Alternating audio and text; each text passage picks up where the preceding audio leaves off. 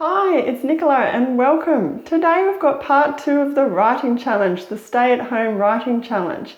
And it's 6 things you need to remember before you hold a family stories interview. Today's show is brought to you by the Your Family Stories system, and coming up I'll have a 50% off deal and some free sections for you. So please hang about. And if you're new here, a quick recap. Forever Young Autobiographies is the place to learn how to write life stories for family and friends so that unique memories will live on. And it'd be really great if you could follow, subscribe and like the show. Now last week in our writing challenge we learned how to plan for an interview, and this week it's all about holding the interview. And the whole challenge is about interviewing a loved one to record some memories and some life stories for a feature article. And you can interview your parents, a grandparent, another loved one, and even involve your children or your grandchildren in on this. It's a really great multi-generational experience. Now I've been interviewing people for nearly 20 years as a journalist, so I've got some top tips for you today that we're going to help you have a really good interview even though we're doing it from our own homes. So to kick off, I'm just going to talk about that. When you set an interview, you want to have a location where everyone feels settled. And at the moment we are at our home, so we can't do it in person. Ideally, we would do this in person, probably at the interviewee's house where they feel most comfortable.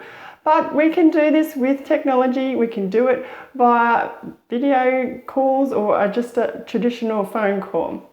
So your first thing to remember when you do this is to get everybody settled. Make sure that everyone's had something to eat, they've been to the bathroom, they're relaxed. Have a bit of a chat before you launch straight into it.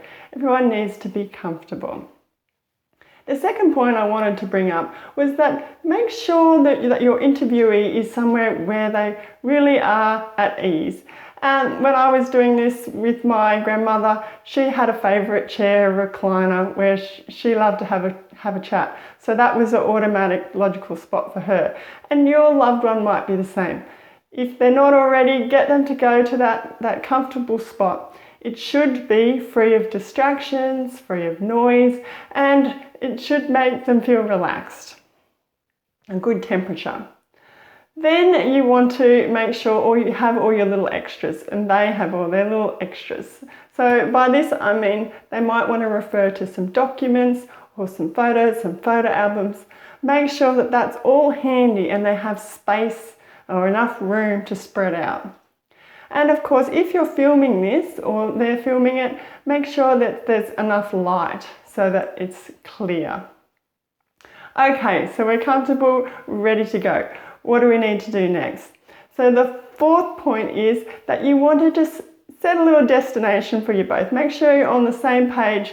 What's the interview going to be about? Now, this is probably just going to be a one-off interview, so you're just going to maybe have a sentence to say what you're going to talk about.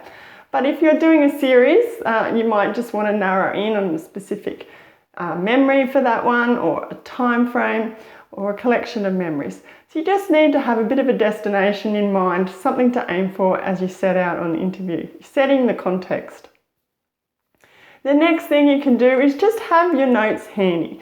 So if you're doing the interview, you might have those questions I mentioned last week, have them ready to go. And if you're the interviewee, I suggested you do some memory exercises to get them coming up to the surface and identifying the key memories that you wanted to talk about. So make sure they have that handy. That way you're not going to miss anything or think, oh, should have talked about that. So have that just as a guide, as a reference nearby.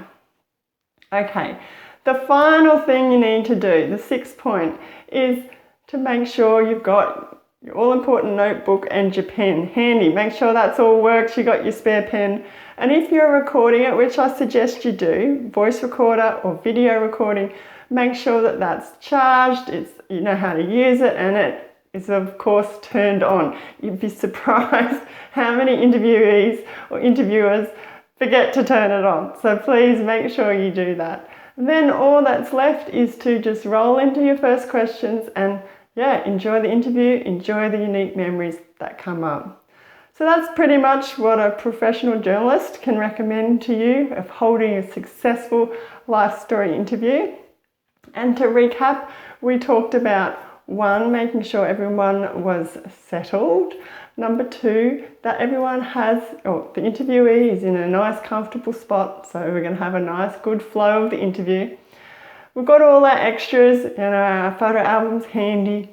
We know what we're going to talk about for that interview, and we've got our notes handy, so that's reference notes for the interviewee, questions for yourself, and all the tools that you need are ready to go. Now, my hope is that all these tips will give you the confidence to hold a really great interview with your loved one and, of course, uncover some unique memories. If you want to know more, head over to my website at foreveryoungautobiographies.com/life's story challenge part 2. I have all this information and more, so please check it out. And while you're here and while you're at the website, leave me a comment. Tell me, how did your interview go? Who did you interview and was it successful? Did you get stuck by anything? Can I help you? Remember to send me an email and leave me a comment. Now, earlier I talked about the Your Family Story system, which is an in-depth guide, step by step, on how to interview a loved one and compile their whole life story. Now, I've got 50% off at the moment for this since we're all stuck at home. This is a perfect opportunity to use this time and record memories. You can find out more at foreveryoungautobiographies.com/deal. And if you're just wanting to have a quick sneak peek at this system, you can also do that. You can sign up for a few free sections at foreveryoungautobiographies.com/free. So you won't want to miss that. It's a really good opportunity, so please have a look. Now, I'll be back again really soon with part 3 of this challenge, which is how to put it all together. So you won't want to miss that. So make sure you're following and subscribing and liking the show, and you'll know when that comes out. So until then, happy writing everybody, and stay safe.